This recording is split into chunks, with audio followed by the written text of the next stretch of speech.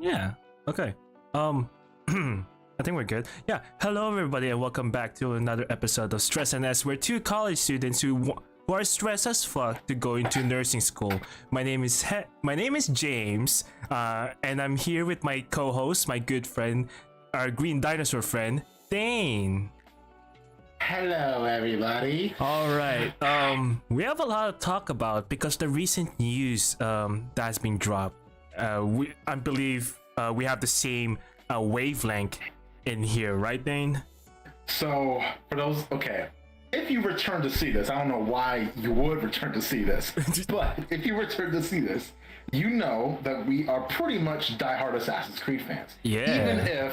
Even if I've only played one Assassin's Creed. Well, okay, haven't finished playing it. I got like 30 hours. Anyway, we're both Assassin's Creed fans. Okay, so sometime, let me think here. We met in spring, so sometime like this year. Ubisoft came on and said, "Hey, we're having this new thing that we're playing. It's called Assassin's Creed Infinity."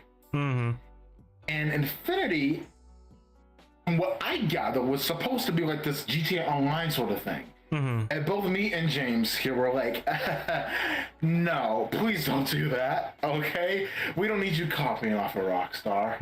Okay, because I'm not even gonna go into that because that's a whole nother discussion. Which we've done many times, actually. Yeah, which we've done quite a few times. But the point is, we didn't think the whole like online, you make your own character and you have an open world. We didn't think that would work. So, but this week I actually missed it because I was an idiot and I forgot about it. But it was only about a half an hour, not half an hour, but the Ubisoft Forward event. They went over a bunch of their games. Assassin's Creed, the Skulls and Bones games that's coming out. If you don't know what that is, that's like a new pirate game that's heavily influenced by Assassin's Creed Black Flag. They told us so themselves. In fact, I believe the studio who worked on Black Flag is the one who's doing the majority of the work on the game. So that sounds amazing. Par, okay, like if you don't give, okay, this is the only thing I'm going to say about this. If you don't give us the Edward Kenway suit, we're gonna have problems. Okay, yeah, we're gonna have problems. But anyway. So, and that's what you talked about. They revealed a new expansion for the Crew 2, yada yada yada. But what we're here to talk about today, boys and girls, is their new plan for Assassin's Creed. Yeah. Now, here's the thing. If you thought Assassin's Creed was gonna be like an Assassin's Creed Online, you are wrong. Which means I was wrong. Yeah, we are all wrong. According to IGN. Now, once again, with IGN, it's still a little iffy because I don't exactly 100% trust them when it comes to rating games. When it comes to game news, you can trust these guys, okay? But rating them is another topic. This is rating is totally different. Anyway, okay.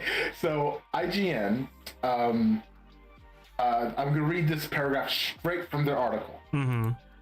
Assassin's Creed Infinity will be a home for a variety of games of different genres and lengths. Yeah. It will mix premium box games with paid for free content.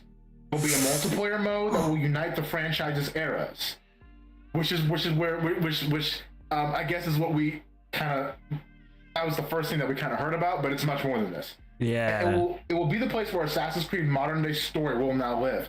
So essentially, Assassin's Creed Infinity is like this hub for Assassin's Creed.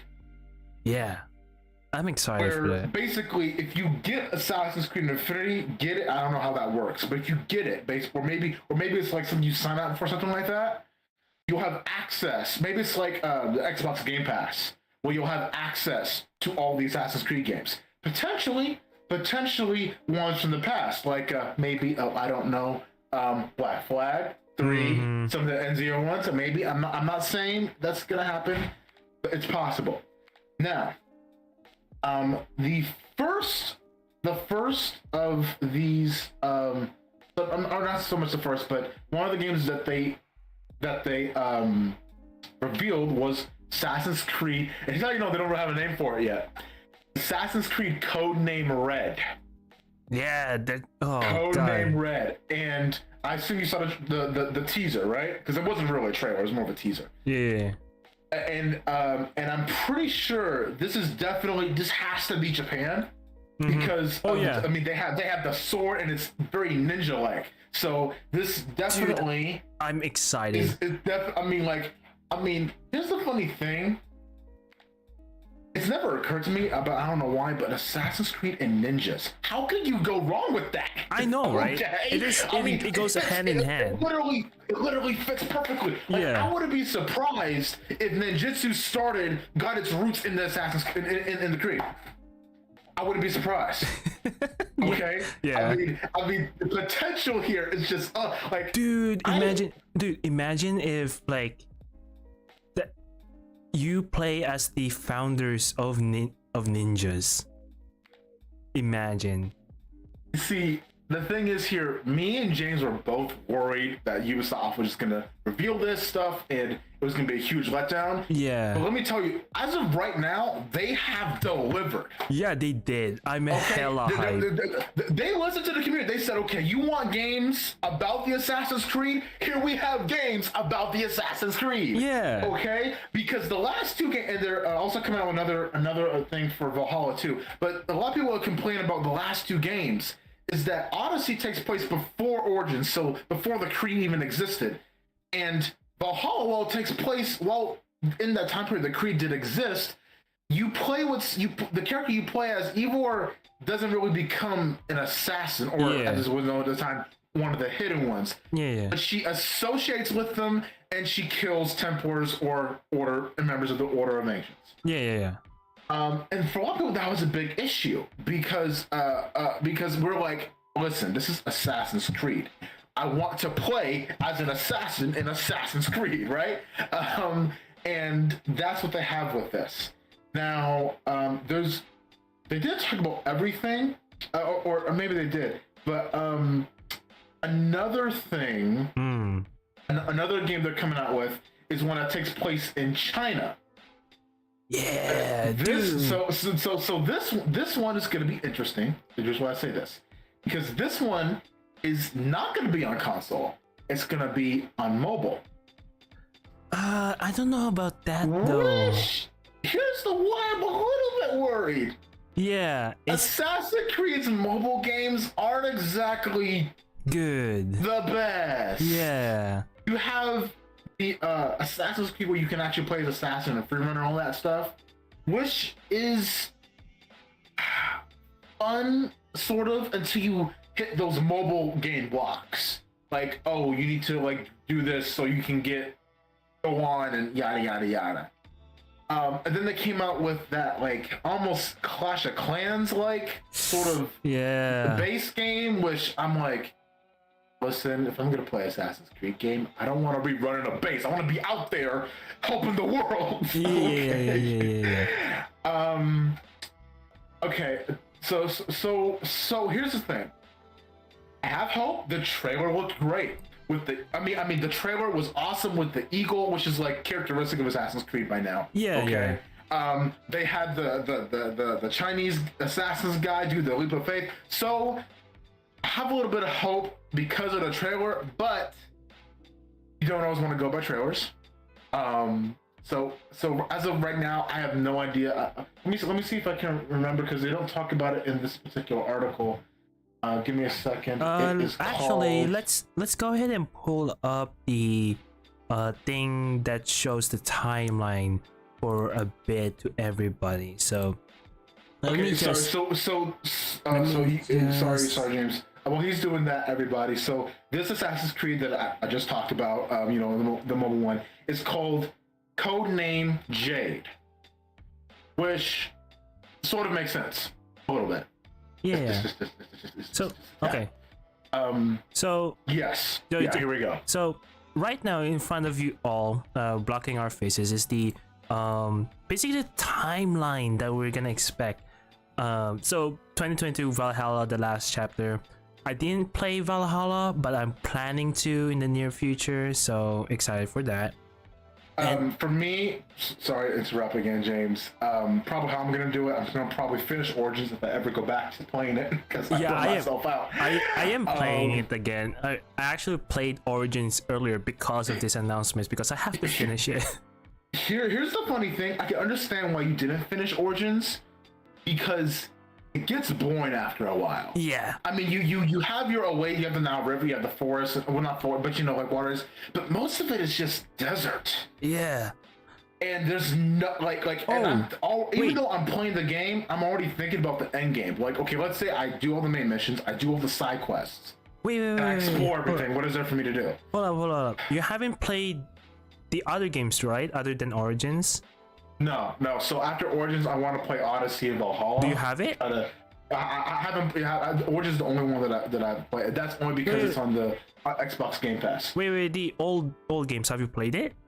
I've not played. See, I have them. I've never played the old games. I have them. Like, are we talking like physical copies, or are we talking like digital? I can game share on Xbox. We can do that.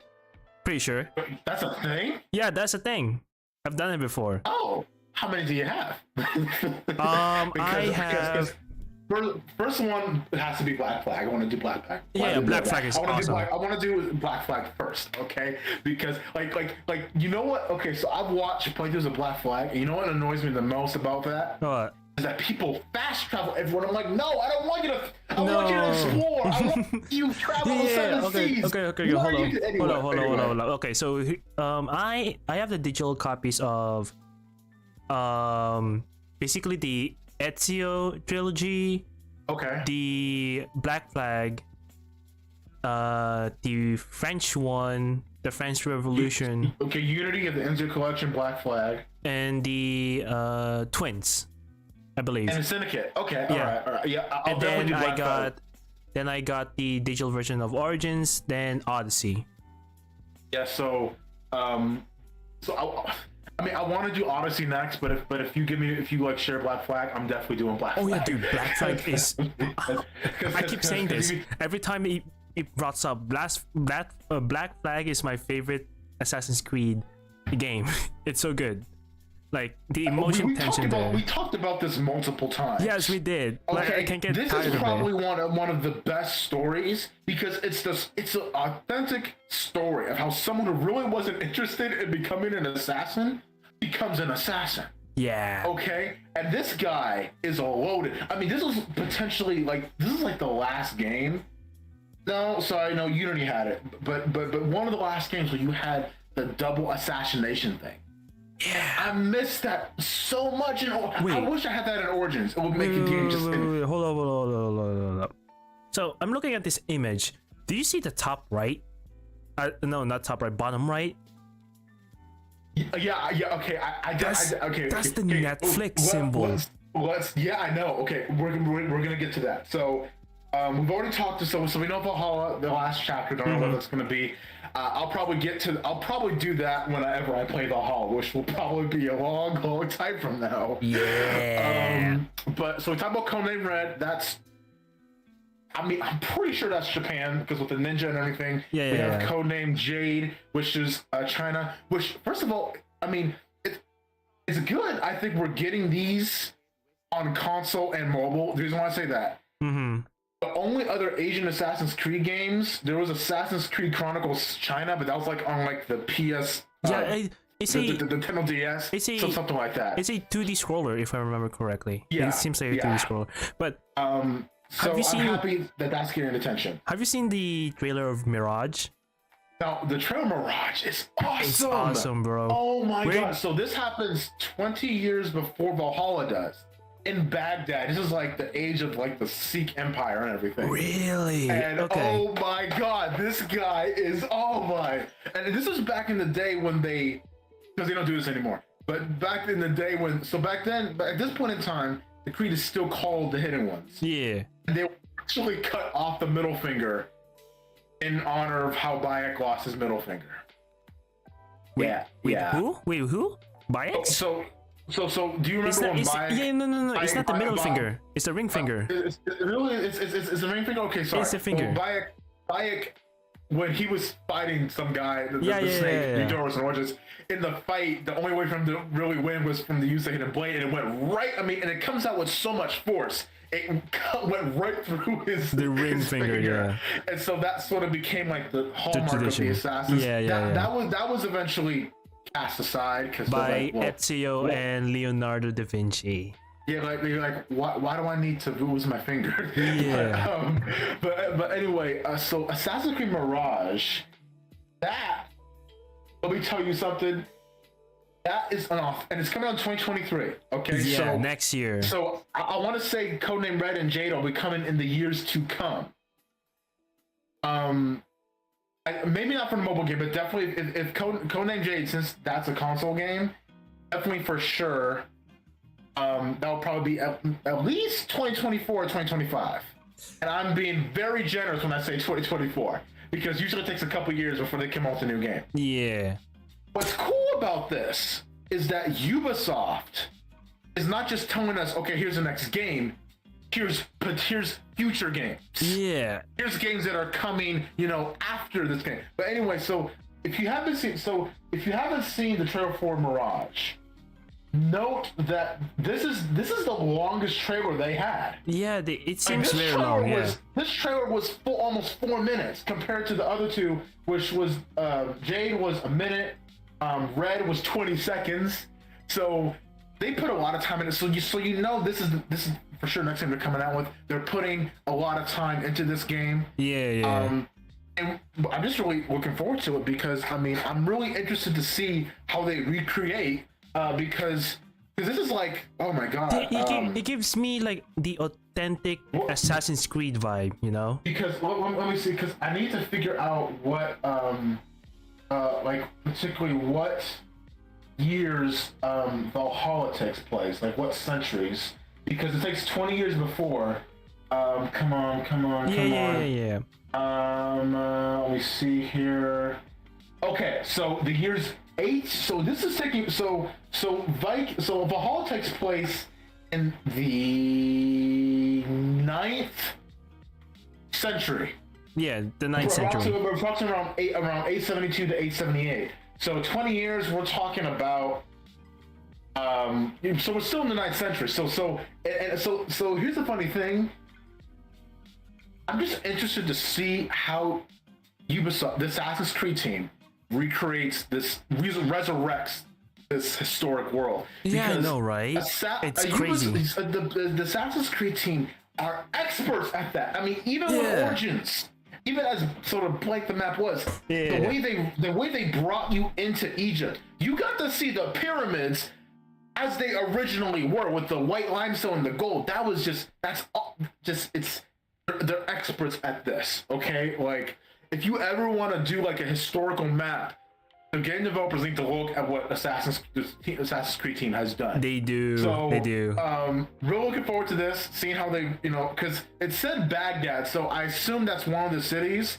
If it's anything like if it's anything like what the last couple games have been, it's gonna be one of many major cities, maybe. Yeah. Because it's probably not just gonna be focused on one city like in Syndicate. It's probably gonna be like a gigantic open world. Yeah. Possibly, if they're going to the past couple games. But at the same time, if they kept it right into a city, I think that might be good for the game. Yeah, to be honest, I really prefer like keeping it in one city. Like it's big is good, right? Like, but if it's like Origins and Odyssey levels, I think it's just gonna bring the game down.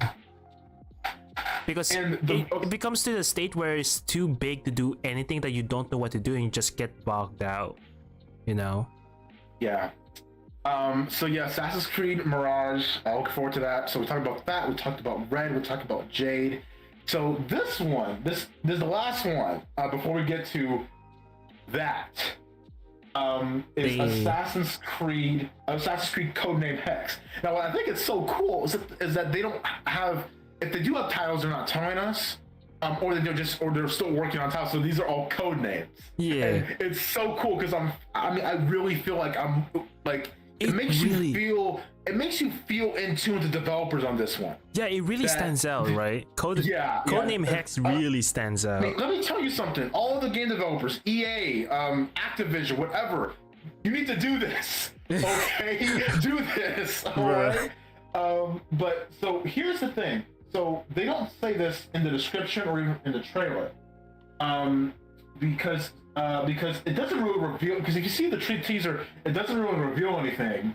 But it's an unusual direction for the series because at the very end you see the Assassin's logo made out of twigs and twine and shown hanging from a tree branch, much like a witchcraft talisman. Yeah, it's like giving me Blair Witch vibes.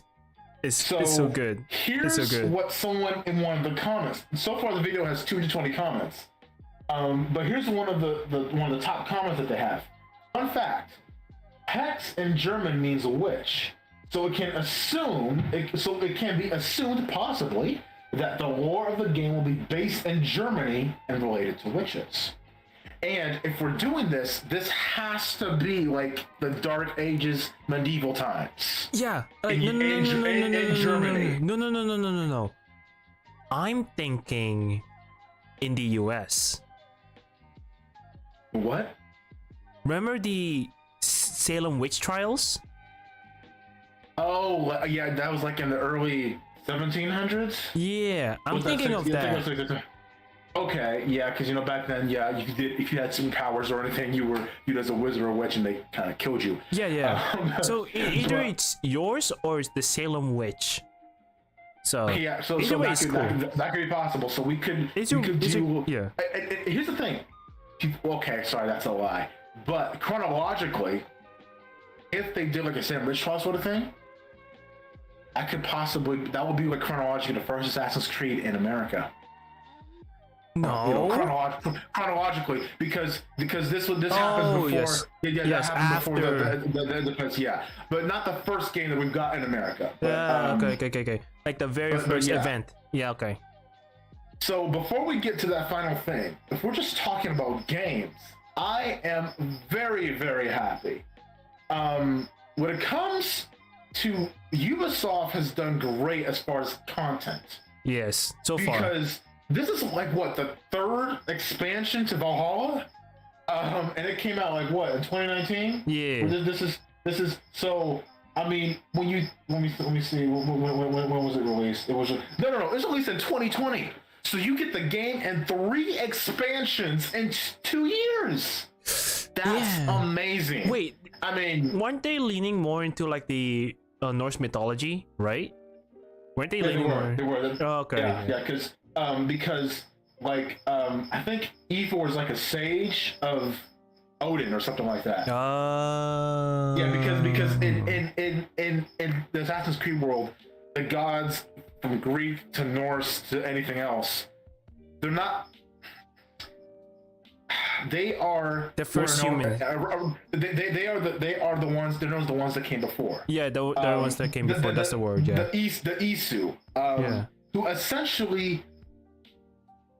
I mean, we are just like animals are animals to us. We were animals to them. Yeah. Basically, so it's. I mean, if you get too deep into it, it kind of gets confusing. Yeah. But yeah. So we have that. So the next year we have Assassin's Creed Mirage, which, based on the cinematic trailer, just on this picture alone, I'm looking very, very, very fun. I'm so excited. Yeah. So wait. Wait. I was very excited for Mirage when I watched the trailer. Right. All the cool shit. So one thing that I really miss about Assassin's Creed as of date is the parkour. You know. Yeah. So here's the thing about recent Assassin's Creed games. I mean, even with Origins, because a lot of it's desert and forest is not. I mean, there are some ruins and some cities and everything like that. But because the last 3 games have been immersed in metropolitan areas like in Syndicate or London or Paris or Rome or like one of those American or Boston or because it hasn't been based in a whole lot of major metropolitan cities, and that hasn't been the bulk of the map. Parkour, it can be done, but it's taken a huge hit. Yeah, it did. But from the trailer alone, the places, hopefully they have good parkour system and maps. But there's one moment in the trailer that legit took me out for a moment. Is the one where there's this guy selling fish and there's ice underneath. Did you catch that? I did. I remember that. And I was like, hold on. Isn't this is that accurate? is this place like fucking hot and shit? Isn't this in the fucking desert and stuff? Why is there ice here? And I guess to keep the I don't know where they get it, but I guess they keep the fish, you know, make sure they don't decay and everything. It dragged me into a rabbit hole on YouTube of how do people keep ice back in the day. And apparently, ice is so expensive back in the day as well. It's like, it is considered a fucking delicacy. It's like, one of the things that is much more like, that contests gold, actually, in rarity. It's crazy. And it's on a fucking market by this guy who's selling fish. You know, that motherfucker. That guy is rich. That guy is rich. Yeah. Most merchants, being a merchant is a very profitable occupation. But what I like about the trailer is that the main character, who I assume we're gonna play as, has to. He's literally an adult street rat, basically. Adult lives on the what? streets. You know, I said he's basically an adult street rat. Like, he lives on the streets. He's homeless. Looks after himself pretty much. And so he sold that very sizable pouch, I may add. And then you have like the 3 soldiers who are intent on killing the guy. I'm like, dude, the guy stole a bag of money. Okay. I mean, the guy who was probably extorting people anyway. Okay. And so, but then the assassin comes in, because now here's the funny thing. Even before he became an assassin, this guy had skills. Yeah, he did. He got parkour skills. I mean, his parkour skills weren't great, as we saw, but they're still there. The foundation is there. They were there. Like, this guy had potential, and I think that's probably the reason why the assassin saved him. Really. Yeah. And so, you know, he ends up joining the Creed, and then when we see him fighting, this guy is a boss. Dude, yeah. Did you saw like some of the stuff? There was this, like, they got smoke bombs, right? Oh, and this guy had like poison gas mines. I was like, my god. Yeah, I said, isn't that too advanced back in the day? It's like automatic. I don't know how you make it an automatic poison gas chain mines back in the day. I was like, yeah, he had like poison gas mines. That was weird. I mean, this guy was on fire. Okay, he was. Like this guy tried to throw dust in his eye. He skillfully was just dodged it like something out of Dragon Ball Z or something. Like, he was the Flash. It was just like, when the slow-mo, he dodged it. Oh my god. And I think, you know what made it even cooler? You didn't even get to see the blade extend. Yeah. You heard the sound and you knew that was it. Yeah. you heard the sound. You're like, yeah. That's the famous blade. As soon as he got past all the guys, when the guy pulled out the little tiny sickle blade, I'm like, dude, you're dead. Mm-hmm. You're not getting away. I'm like, he like literally got through all your guys. They're either incapacitated or dead. Okay, you don't stand a chance. He's also dual wielding, right? You saw that, right? I hope there's dual wielding in the thing. It looks so good on him. Yeah. So you're looking forward to that, and then under the hub in Infinity, which I assume that Mirage will be under Infinity as well. But under the official hub of Infinity, we have Codename Red, Jade, and Hex. We're looking forward to see what the official titles are going to be. We're not going to find. Don't expect any information on these for a while at least. No, it's on the horizon. We're talking a couple years, so I'd expect on this timeline. I'd expect either, I think, Red. Okay. As far as because mobile games tend to be a little bit quicker, I want to say, as far as, I don't know about the mobile game, but for consoles, definitely for sure, Red will probably be out. Let me think. 2023. 2 years now. 2025. Yeah, 2 years from now. 2023, so 2025, and then Hex will probably be 2027. And by that time, I hope they do this again.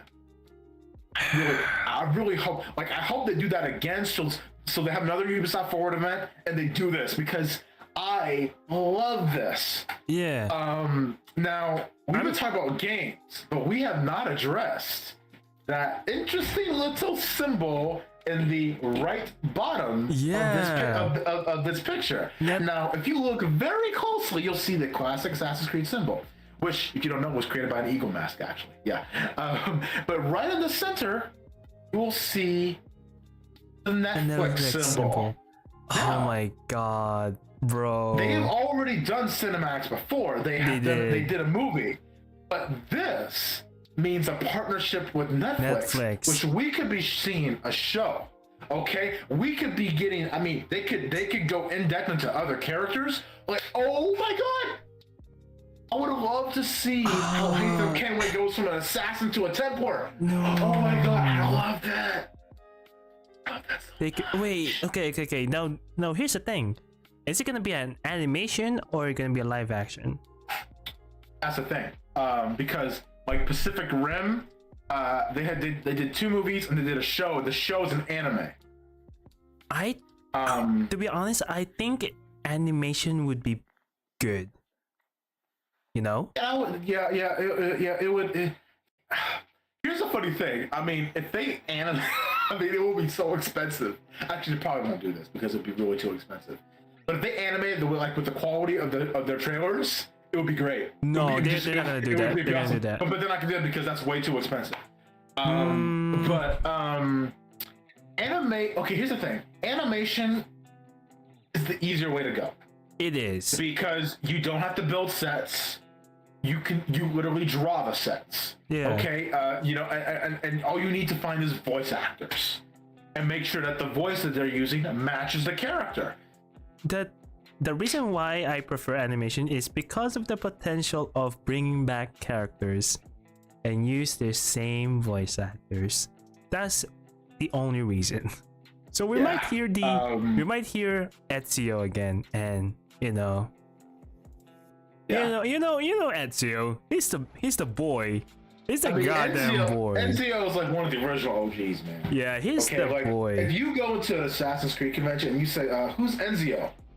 Everybody will guarantee you they will throw you out. Okay. Dude, you made me remind of the ending of Mirage. I was like, we're dealing with supernaturals now? Holy shit. Yeah, I mean, okay. The Mirage trailer is the first time I have been sincerely interested in an Assassin's Creed game in a while, because this, my friends, is Assassin's Creed. Yes. That is Assassin's Creed. As cool as Valhalla and Odyssey were, this is Assassin's Creed. Okay? Mirage was This is what we Assassin. want. Okay, this is the game that we have wanted for so long. Okay? I mean, just... Okay, okay. I mean, so what do you expect in Mirage then? I fully expect them to have like a full-blown like parkour system. Hopefully on par of, I believe, was it Unity? The French one, right? The French Revolution one? Yeah. I want it to be on par and map design on that. Okay, so I'm trying to think here. So Assassin's Creed has done 3 kinds of maps. The original kind of map that they did was the game takes place over a series of maps. Yeah. Like in Assassin's Creed 2. Like Assassin's Creed 2. It takes place in numerous cities. Mm-hmm. Now it's not all one giant map. You have to like leave the city boundaries and go take a certain path to go to a certain city, right? Yeah. So they could do that, which in a way I wouldn't exactly mind, because then when you go out to the map, you still feel like you're just in the city, right? Yeah. Now 2, they could just go for one giant city. Now, really, since it's Baghdad, because there were merchants in the game, it has to have a port. If it doesn't have a port, I'm gonna be kind of disappointed. Okay, so there's that. Mm-hmm. And then the last final type of map that they've been doing recently is just have like maybe a city here, city there, have settlements in between those, and make this giant ass map that takes like, if you do everything, 60 plus hours to get through. Yeah. Now, the map, as much as I do like those maps, here's the funny thing. For Assassin's Creed, to me, it doesn't work that well. No, it doesn't really. Now, here's the thing. Now, let's take away Assassin's Creed from it. If you had that style of map with like a racing game, that would be pretty cool. Because you drive everywhere. But guess what? Assassin's Creed's not a racing game. So putting back Assassin's Creed on top of that, it's okay. I can see you're trying to show, here's this giant world, have fun, explore, right? But for those of us who really just want to focus on story and Creed and parkour actions and really just avoid the overall blandness, it doesn't work too well. So for me, what they should do, what I hope they do with the map for Mirage, is that, okay, I'm gonna pause real quick. It's so funny because I feel so official and important right now the way we're talking. We're talking like we have a couple thousand subscribers. No, but okay, anyway, we're nobodies. But anyway, so the thing is here, is that I'm kind of like, if they're okay. Here's the thing. Originally, primarily, I kind of hope it's like with Syndicate and Unity, where it's just one giant city and you can parkour, you can zip line to another building and everything. Because parkour in Unity was the best. But at the same time, if they want to do multiple cities, then they should follow what they originally did in the original Assassin's Creed games. Or even if you're gonna do cities, do what you did with Assassin's Creed, the first Assassin's Creed, because Assassin's Creed was an open map. You had multiple cities, right? But the distance to each city wasn't like 5,000 miles. Okay, it didn't take you long to go from city to city to city. But really, I kind of hope they kind of make the map a little bit smaller, because I feel like the whole gigantic open world thing doesn't work for Assassin's Creed too well. For the trailer, it seems like they're gonna be in a singular map, so that'll be awesome. So all the story is just gonna be in Baghdad, right? Everything's gonna be in Baghdad, right? Yeah. From the trailer, James does have a point. In the trailer, we don't see every time we see this guy, we don't even know his name yet. Yeah. So help me, if his name is codename Mirage, I'm gonna be like, okay, he just got even cooler. But anyway, on the nose, but yeah. But yeah, this is not gonna be that. But the thing is, because most of if you look at the trailers, like with Origins, Odyssey, and even Valhalla. Notice that each trailer doesn't really take place in a single spot.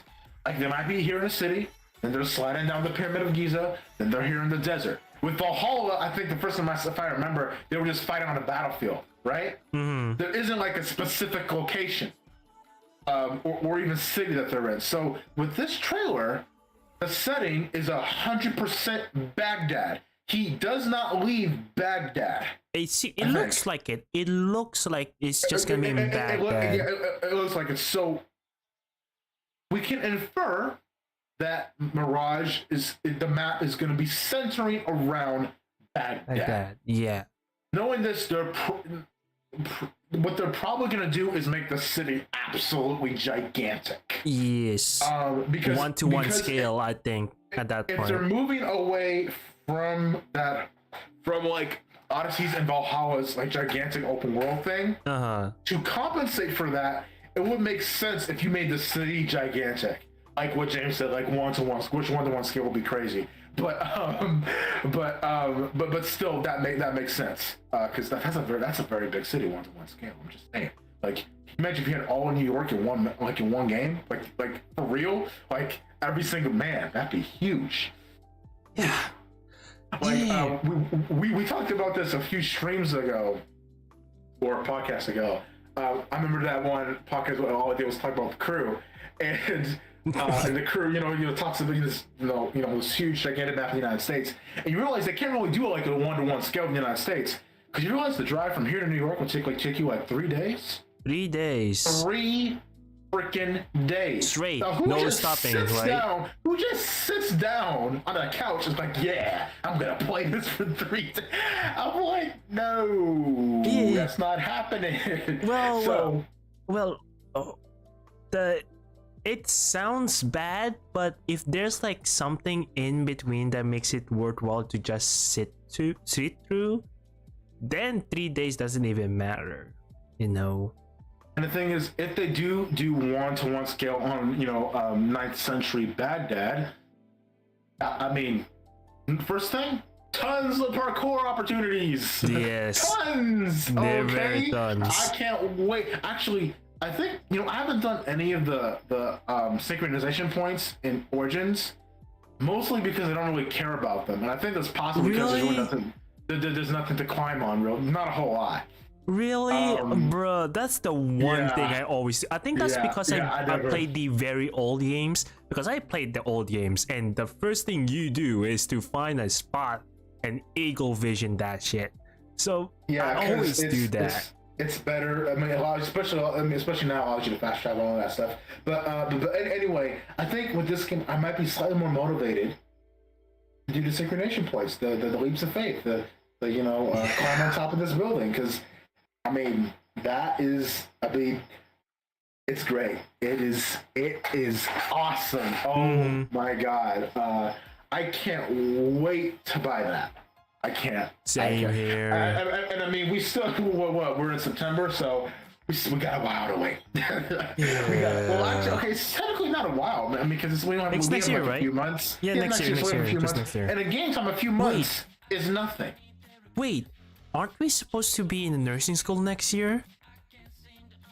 Oh no! Why? Fuck! No, I'm gonna cry. So for those of you who don't know, here's what you don't know. When you go into a nursing program, your life is eat, sleep, and study, nursing. That's your life. So there's no room for gaming, which means we can buy a Mirage, but by the time we get to it, it's gonna be old. I mean, by the time we get to it, Code Red is gonna be coming out. I'm gonna have to go back to my old days and like watch the gameplay. Bro, you know how hard that is? No. Oh my god. Yeah. Oh, man. Because so for a lot of people, James, I think I told James this. I only recently started getting video games like in 2019, 2018. Yeah, Every you have a game sad childhood. that I saw before that, from Halo to Call of Duty to Far Cry, everything I watched on YouTube. You watch on YouTube, yeah. And I can't tell you the satisfaction of playing a game you've watched like 1,000 times and playing it the way you want to play it. Yeah. Okay, it just feels so like I got the Master Chief Collection and I finally started playing Halo. The first one, Combat Evolved, on my laptop, and it's so satisfying. I'm like, I can play it the way I want to. Oh my god! Although the controls of the Warthog are very weird. Yeah, they're very weird. Well, I'm not much of a. I don't play Halo at all. Not at all. I don't play Halo, but I know about it. Fine. I know, but I was a call. I think I said this before. Wait, it's probably from another channel that I accidentally deleted. But yeah, I was a Call of Duty head back then. I played the old ass games like Medal of Honor. When we're talking, when he says old games, we're not talking Modern Warfare. Okay, no, we're talking like 2000. Big Red 1. Finest Hour, the original Call of Duty PC game, Call of Duty 2, Medal of Honor, and all that. Let me tell you something. Those cases were thick as fuck. Yeah, they were. Are thick. Okay, they're not like when you go today and they're like so thin. No. These things were thick. Okay, they're like books. Yeah, they were. Okay? I mean, these things are practically back then. They were practically cartridges. Okay. Yeah. Like you just put it into your computer. So. I don't know. Wait, how's your history in games? So you played.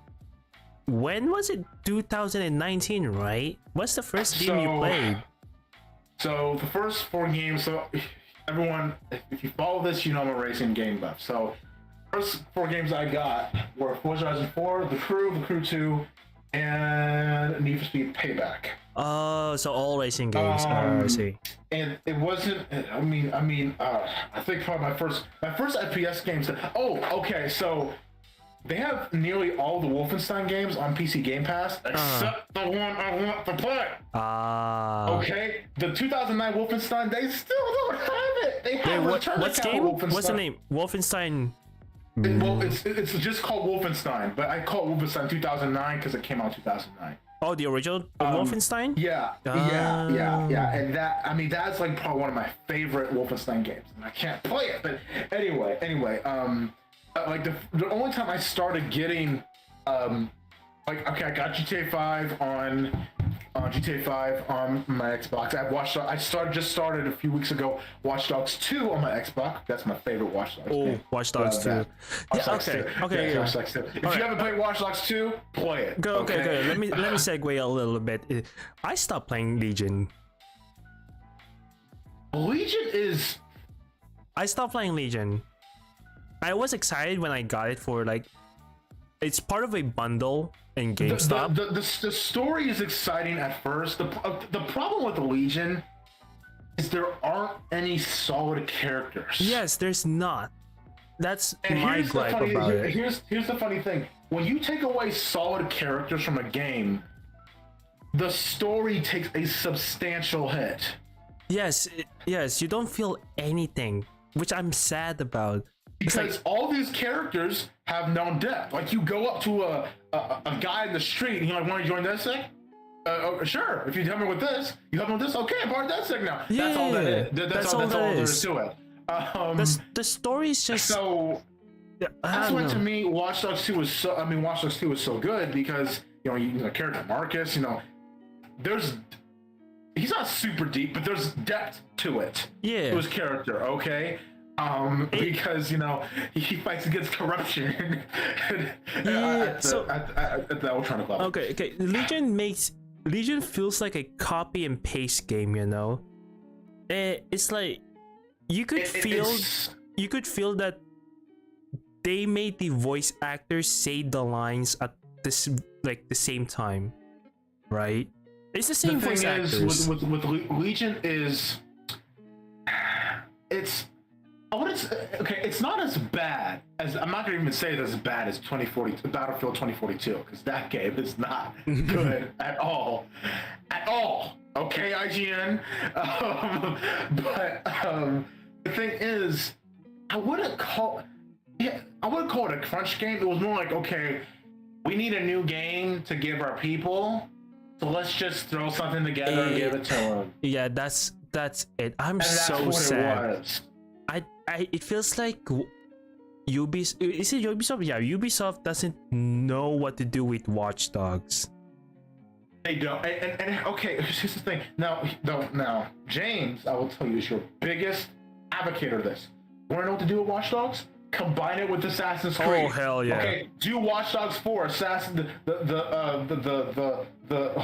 Assassin's Creed, the Creed. I don't know.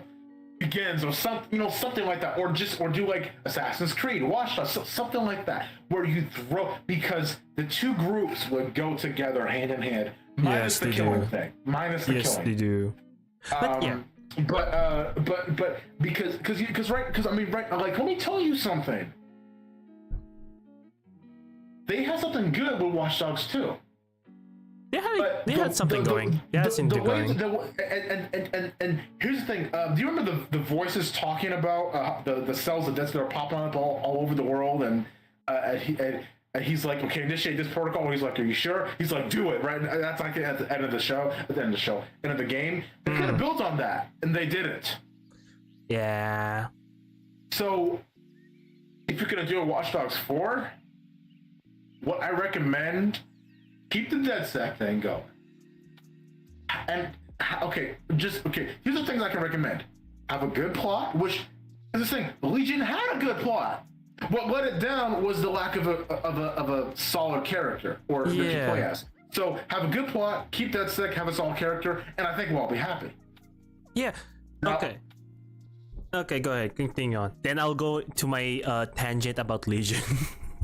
The thing is, now for some people, some people might feel differently. That's because I have not played a whole bunch of Watch Dogs, and I've only literally delved into it in the last few years.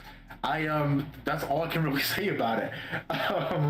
But yeah. So now, folks, we can go to our next scheduled program as James here will rant about Legions. Okay. Yeah. Oh my god. I felt so. I only had, I don't know.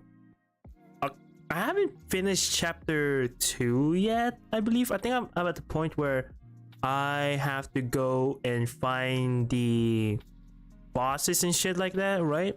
But it feels like I already reached the what Watchdog has to offer, you know? And Yeah. what I'm very sad about is the hacking. Yes, there's a lot of electronics, but the hacking feels not that great.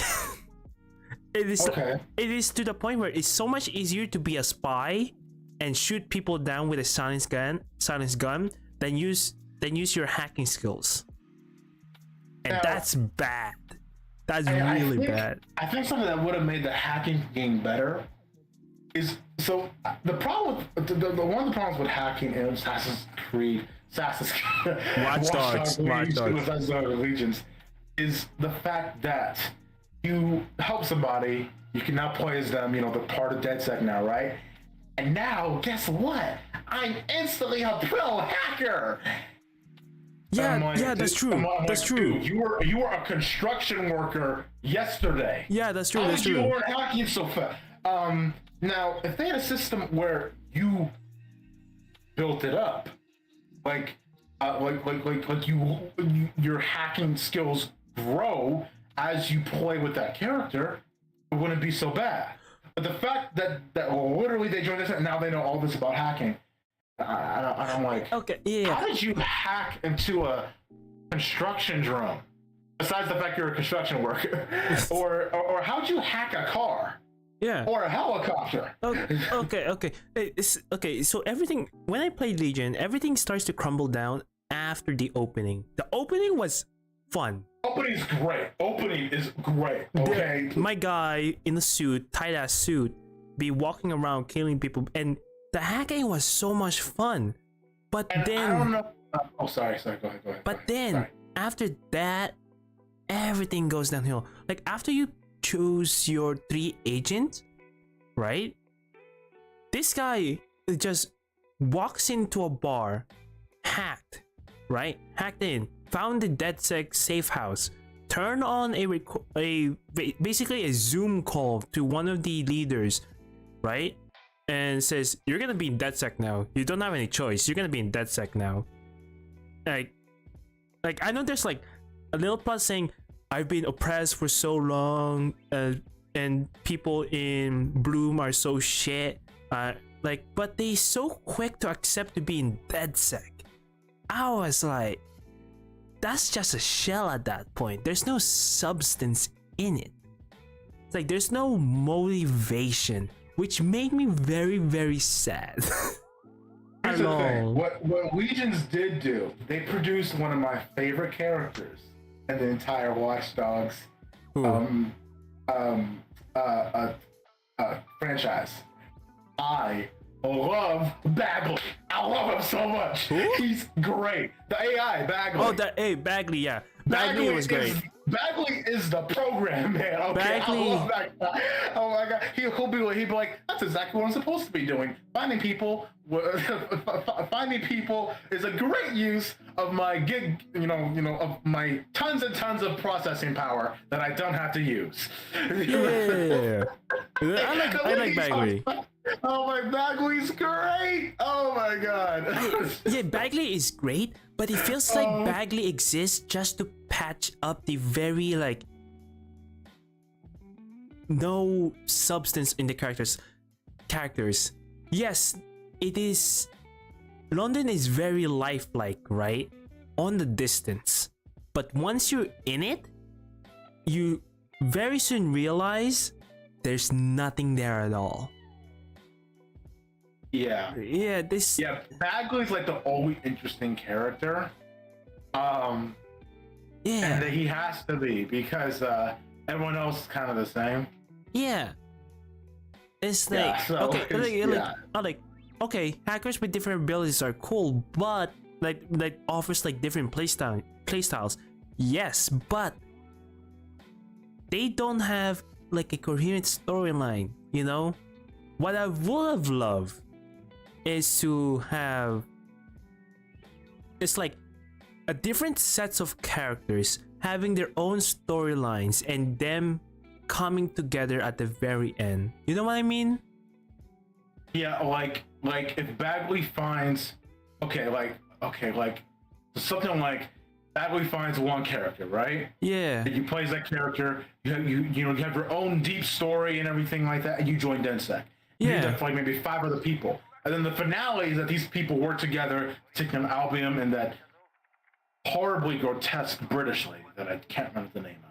Yeah, but here's what I like to imagine. Take the crew in the Watch Dogs 2? in Watch Dogs 2, yes, and Was God, that was the crew. and Was the crew. have them have their own storyline. Like we know what they're doing, like their own storyline, basically. Yeah. That would be make the game so much fun. I don't know. I like story, and Watch Dogs Legion was very disappointing. I'm so sad. I love Wrench is like another one of my favorite. From Watch Dogs 2, definitely Wrench is my favorite. Wrench. I love Wrench. Wrench is great. Oh my god. But yeah. So the crew in Watch Dogs 2 was good. It was the best. It was the best. I think like one of my favorite parts of the game is when you hack into a satellite. Yeah, I'm like, that was a good dude, moment. we hacked into a satellite. I can save the whole world. Or okay. So also the mood changes throughout the Watch Dogs series, right? The first one was very dark. The first watch Dogs, yeah, definitely a very dark moody vibe. Batman. Watch Dogs 2, yeah, Batman. Watch Dogs 2, Watch Dogs 2 is very fun, silly, basically Power Rangers level of bullshit. yeah, but it's still good. Like it's heroic, Yeah. right, and funny. And Watch Dogs Legion, it's so in the middle. I can't even describe the atmosphere of the game. Yeah, it's so in the middle, you know. It's very meh. Yeah, it's so meh. It's so in the middle. It's not moody at all. There's those dark undertones, right? And there are moments where it makes the game very silly, right? But it's so in the middle. Like you don't feel anything about it. And I feel like I haven't read the reviews because I went in blind, right? I don't know any of the opinions, but if someone said this is one of Watch Dogs' best game, I don't believe you. Obviously, I haven't played it, or you've been paid to. You say it, yeah. This Unless is you're a IGN. one-time- If you're from IGN, Hold on. Let me see what IGN actually said about yeah, this. please. If IGN said it's a okay. really good game, I'll be surprised. I'll not be surprised, Okay. actually. Wow! Of course! What they say? Of course they did. Okay, alright. They gave it an 8. It was a great game. Of course they did. Now here's their verdict. Watch Dogs Legion takes Ubisoft's open world hacker series in an interesting new direction, letting you swap between the inhabitants of a near future London almost at will. That entire sentence was wrong. The fact that you can swap between inhabitants, that's what's okay. There's enough variety in the different way characters play to make a good trade-off for not having one traditionally progressing character with a fleshed-out personality, and playing with permadeath enhanced ratchets up the tension of infiltrating heavily guarded areas. Oh my god. Okay, that sentence was also wrong because guess what? It's not a good trade-off. It's a horrible trade-off. On top of that, the map is detailed and loaded with environmental puzzles to solve with a little help from your drones. Legion is technically a little rough, but its sandbox-style approach is a good idea that sets Watch Dogs all the development gameplay, even further apart from GTA series. I know I'm gonna kill myself, but yeah. So it says its bold use of roguelike mechanics and an open world game pays off in interesting ways, making this visit to near future London feel more varied than the previous two games. Now I'm gonna regret this, but I'm gonna look up to see what they said about that. Now watch them say how horrible it was. Watch. Okay, 2. What do we got to say about 2? Yeah, but okay. Wait, where were we? How did we get here? Oh, first games. Oh. Okay. They do have a little bit of sense. Wait. Okay. Hold up. So we segue from first games. Our first games. Hold up. Okay. My first game was Medal of Honor, I believe. Okay. Very long. It was on a internet cafe, and I only have an hour to play. I remember him telling me that.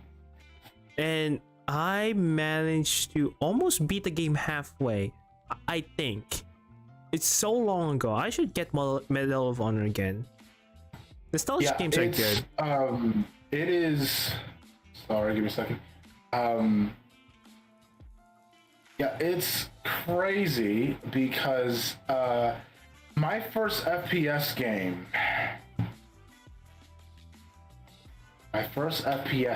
Was on mobile. Big mistake. Don't do that. But the first one I got after that, oh man, I think was on here. Was it Battlefront? Battlefront? Really? I think so was Battlefront. Yeah. And okay, Battle. So I'm horrible at that, by the way. And then I started playing. Currently, I'm playing. So what I have right now, I'm currently playing. Okay, yeah, I know. Failed to launch. I know. But currently, I'm playing Far Cry 5. Halo, and yeah, that's all I have as far as FPS so far, because they don't have any Call of Duty games on here. Okay. Yeah. But yeah. Okay. Hey, I know. You know, we're in the middle of talking and everything like that, but are we live? Because I'm looking on here. I refreshed the page, and there's nothing that says that we're live on here. Oh, we are. Okay. All right. I'm just making sure. Okay. I was scared for a second. I was like, all our hard talking went to nothing. Went to nothing at all. But anyway, So it's just actually, here's the funny thing. I lack kind of motivation to play Far Cry 5 because I've already seen the game. And the endings, I hate the endings so much. The endings are all bad. All of them. There isn't a single good ending. And I'm like, why can't I have it? Would it be so much ass for a good ending when it comes to Far Cry? Yeah, it would be too much. But yeah. So I mean, so yeah, I just sort of dived into the video gaming world, and I've tried Dirt. Dirt is not my cup of tea. Playing Grid Legends a little bit. That's cool. I started playing Microsoft Flight Simulator. Oh my god, it is not easy. Wait. Is it free or no? I don't think it's free. If you have Game Pass, it's free. Oh, okay. I'm saying you don't think you do have that stuff. No, I don't. So you get like $30. But I download for free, and it is difficult. Yeah, you're flying a real plane, of course. It's not easy. Like I'm flying a Cessna, and taking off is okay. But landing is difficult. Okay, landing is so hard. You just have to do a sully. You just have to do a solid, man. Here's the thing about landing. So when you come into land, you have to use your flaps. Okay, all right. Flight lesson, everybody. Flight 101. Flight 101. Do not try to take off or land without your flaps. I can guarantee you will crash. Well, I'm pretty sure that all the pilots know this fact. That's why they're pilots. Actually, okay, sorry to interrupt you, Jace, but there were actually 2 plane crashes in real life. That crashed because guess what? On takeoff, the pilots forgot to pull user flaps. Hey, that's their fault, not yours. Not ours. Yeah, like a combined over 200 people died because of this thing. We call that collateral damage, yo. We call that collateral damage. Both these were they were both experienced flight crews, but they simply forgot to pull out the flaps. And here's the thing about aircraft wings. They're great at providing lift at high speeds. They're horrible about providing lift at low speeds. So the plane went up and came right back down. And the one that happened in America, the plane inverted as it came back down, and only one person survived, and that was a little girl. Miraculously, she survived. And the other one crashed, and no one. Well, actually, no. People did survive that. She braced for impact, and when she opened her eyes, she was still in her chair in the middle of a river, and she's like, "My dead?" I'm like, "No, you're very much alive." No, that's so sad, bro. That's so sad. Yeah, the pilots on both died because on the Spanair one, like when the plane came down, the back end separated, but the front part of the plane just kept going, slid across the river, and smashed into the riverbed. Bruh. Oh, dude, they did the Sully. At least they did the Sully. They landed the river, yo. Hey, no. Hey, listen. It's Sully. Everyone didn't die, okay? Dude, oh my God, there was someone else actually who did a Sully. They landed an Airbus in a river successfully, and only one person died. Everyone else lived. Who's that one person? What they do? They die from a heart attack? No, I don't know. Like, it's morbid as fuck, I know, but how did the person die if everybody's still safe? It was like, did they have like, did the person start like choking or something? Were they eating peanuts, allergic reactions and shit like that? Anyway, is it a pilot? So you can't take off without your flap. That's the important thing. So anyway, that's the lesson. Yes. So I put down my flaps. And I'm coming in. I'm pitching a nose down. I'm trying to descend, maintain the speed. And when you come in, you have to flare, which is basically when you see the plane coming at an angle. The ground wheels touch first, and the nose touches down second. And in my experience, that's extremely difficult to do. Okay, yes, that is so of course. hard. I'm like, okay, because I remember I was trying to do that, and I tipped the nose up too far, and the alarm went off and said stall. Which, for those of you who don't know, a stall is when you're stalling. The air going over the wings it can't go over fast enough, so the wing loses lift. So the airplane goes from flying to falling. So you mean falling, not stalling? Yeah. So stall, when an airplane stalls, it's just fall. It loses lift and falls out of the sky. Now you can recover if you have enough distance. If you don't have enough distance, then well, I hope you Wait. What do you mean by you have distance? What do you mean by that? What do you do? So if you have enough distance, you can recover from the stall. A way to recover. The problem with the stall, the reason why you stalled is because you're going too slow. You don't have enough lift to stay in the air. So to solve that, you pitch the nose down, which is basically going towards the ground. Which is here's the thing. As a human, your brain doesn't want to do that. You want to pitch the nose up. You want to go up because you're like, no, I don't want to go down. I want to go up, right? But the more you go up, the worse it gets. So you have to pitch the nose down. That increases speed. You get lift, and you can pull out of it. If you're too close to the ground, you crash and you die. No. What do you mean? Just pitch your nose down, bro. You're just gonna pierce through the earth. I don't know what you're talking about. I said. Oh my God. Anyway, you. Because there was a plane that was flying over Buffalo, New York. It was Continental Express. The plane stalled. The pilot did the exact opposite of what he was supposed to do. He pulled back, the plane stalled, crashed into a house. Okay. The wife and child survived that were in the house. The husband was killed. I thought you were gonna say. Everyone, I thought you were gonna say 2 buildings. I was like, whoa, hold on.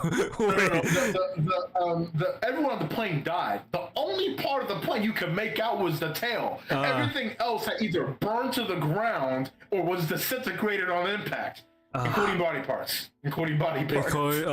Yes, the good little detail body parts. Yes. And now I'm gonna get serious for a second because we're joking around a lot, but I'm gonna get serious for a second. So they did a segment on 9/11. Right after that? No. This came out years after 9/11 happened. Okay. And they focused on the plane that hit the Pentagon. Because first of all, a plane hitting a building hasn't happened before. Well, okay, take that back. Has happened, and that could have been believable.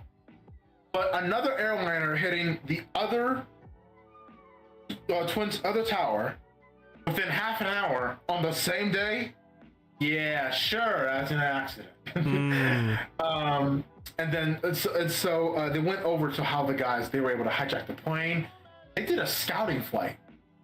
Like 2 months prior, they flew on a plane to figure out how they could hijack the plane.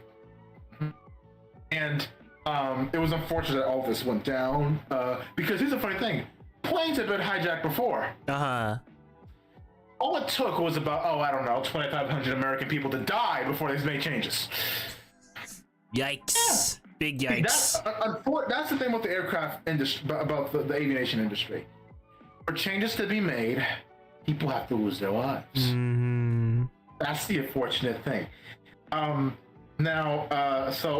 anyway, yeah, it was just real horrible. But I have to give it to the people in the 4th plane because the 4th plane was headed for the White House, and those people crashed the plane,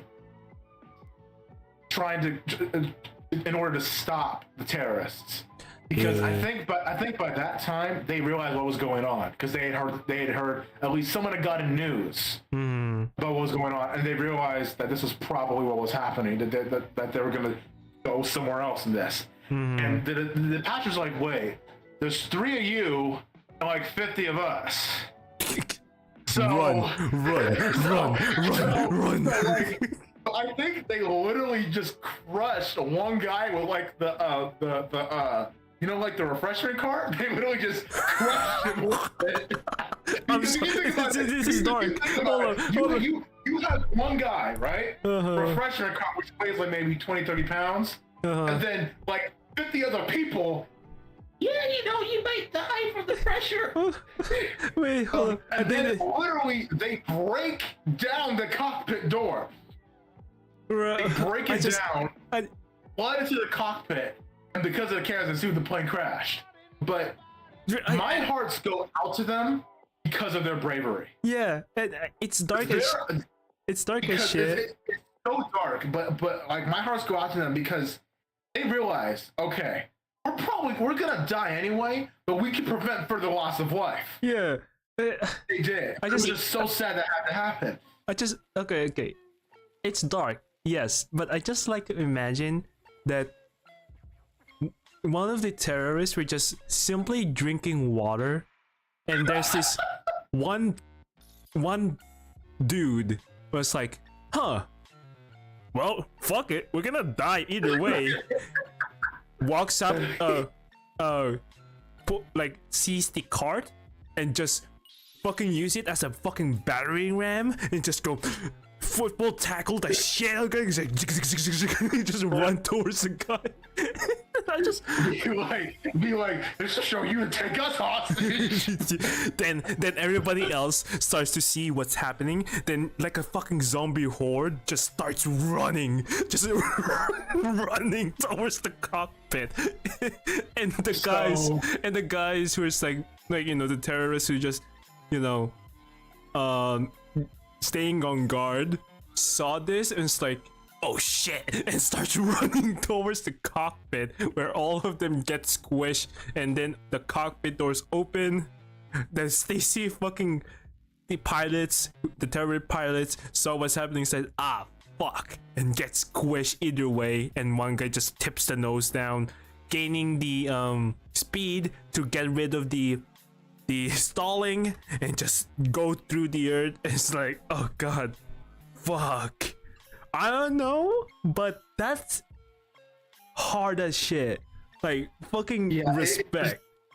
Yeah, I mean those guys will forever have my respect. Respect, bro. But I mean the thing is, all it took was 9/11 to happen for. I remember going to New York City to see the Statue of Liberty, and it's like going to an airport trying to get it to like they scan you and your bags and everything like that. Yeah. And I'm like, what's gonna happen? So I'm like, what do you think I'm gonna do? Blow it up? And I'm like, wait. Never mind, I take it back. Because 9/11 was a wake-up call, but it could have been prevented. It could have been. It could have been prevented. Security had a loophole. Yeah, okay? The TSA. It's the TSA's fault. I blame the FBI. No, it's the TSA, yo. It's the TSA. It's their fault. The biggest aircraft industry disaster was when in 1977, two 747s collided with one another on the runway. Mm-hmm. And 583 people died. Now, the 747s collided because even though the crew of the other 747s said, we're not off the runway, the other pilot thought that they were off the runway, and he didn't listen to his crew, of course, until it's too late. Because now it was a foggy day at the airport that day, so it was a Pan Am 747, which, by the way, Pan Am went out of business after one of their 747s was taken out by a bomb. Mm-hmm. Yeah.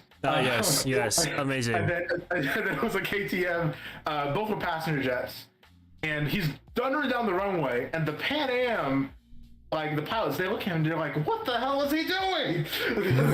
and so they're trying to steer off the runway. Mind you, we're talking about a plane that weighs a few thousand tons with 500 over 200 people on it. Okay, trying to get on the runway in time. They all knew it wasn't gonna happen, right? So the KTM guy, he sees them, and then he has, like every pilot, whenever it's pilot error, every pilot has that, oh shit, I fucked up moment.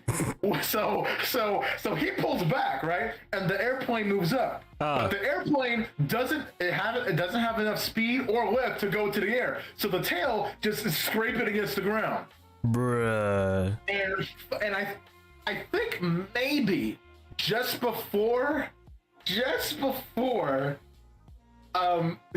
the other 747, he was about to lift off, but it was too late, and he just rolled over the other 747. Everyone on the KTM died. Miraculously, the pilots on the Pan Am 747 survived. Yes. And I'm like, congratulations, pilot! You got all your passengers killed.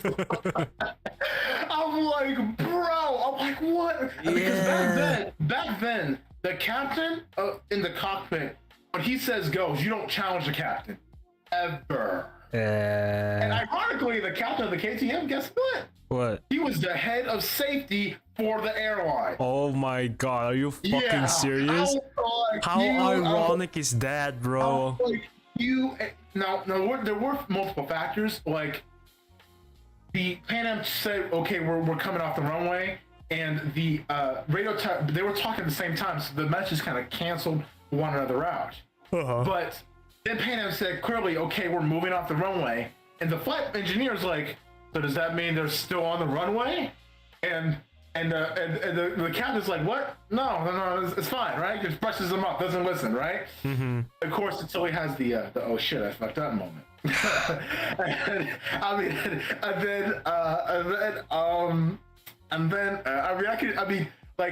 Welcome to KTM Airlines, where we'll give you a roller coaster of a ride before you die. No. I was like, you, sir, are an idiot. Like, what the actual hell? Like, what the? I think this is my last one because I'm running out. Well, actually, I'm not running out. There's a lot I could talk about, but there's so many of them. I can't talk about. Bro, dude, with your airplane stories, is just like, oh fuck, another more dead-end horror and shit and fucking third story. So a plane was now. Do you remember seeing a video of like an airplane narrowly hitting a car on a freeway bridge? No, because if I did, I'm getting more scared of going to an airplane, and I have to go to an airplane next year to go back home to my country. So I don't do that shit. You're scaring you're giving me you're legit scaring me. You're giving me you're making me now want to go on an airplane. Bro. Okay, I will make this my last one because I'm scaring James. Everybody, I'm sorry. Okay, last one. This plane crashed because there was a fault with the second engine. No. But the captain cut the power on the one engine that was working. What? Why? Yeah. So engine number 2 had a flame out and stopped working. But engine number 1, he's like, hey, pull power engine number 1. And then when he realized, he's like, oh shoot, I cut the wrong engine. And I was like, why would you? That's so stupid. That's so stupid. I'm like, it's engine number 2. And he's like, restart the engine. He's like, and the co-pilot's like, I can't restart the engine because you turned the engine off. Is this recorded? Is this whole interaction fucking recorded? Yeah, it is because most airline planes have a flight data recorder and a cockpit voice recorder. Yeah, that's the thing. I'm not gonna tell you about these ones because shut the fuck up! Don't say anything. If I tell you these, you will not step on a plane ever again. No, so don't ever talk about that, bro. Right. And now, ironically, this show has made me want to learn how to fly. I want to learn how to fly now. Yeah,